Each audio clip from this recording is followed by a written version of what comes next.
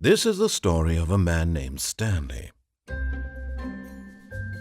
Stanley worked for a company in a big building where he was employee number 427. Employee number 427's job was simple.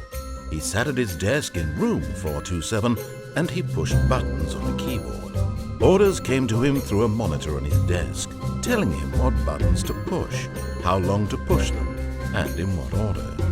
This is what employee 427 did every day of every month of every year.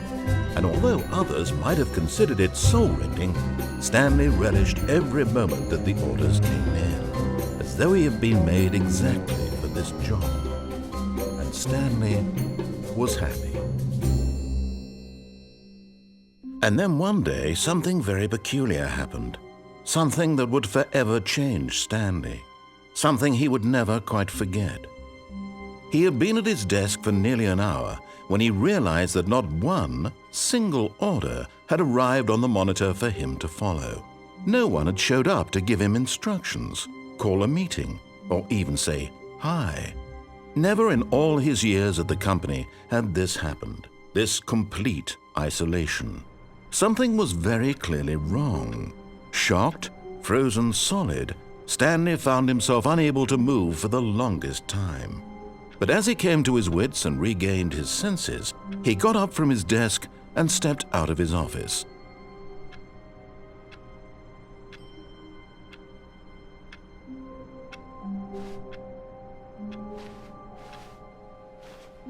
All of his co-workers were gone. What could it mean? Stanley decided to go to the meeting room. Perhaps he had simply missed a memo.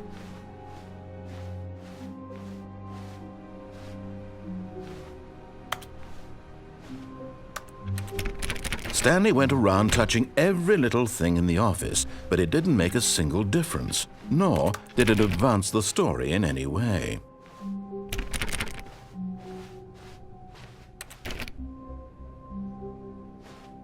When Stanley came to a set of 2 open doors, he entered the door on his left. This was not the correct way to the meeting room, and Stanley knew it perfectly well. Perhaps he wanted to stop by the employee lounge first, just to admire it.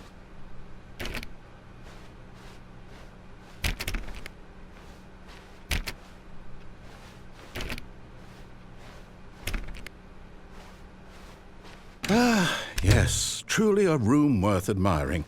It had really been worth the detour after all, just to spend a few moments here in this immaculate, beautifully constructed room. But eager to get back to business, Stanley took the first open door on his left.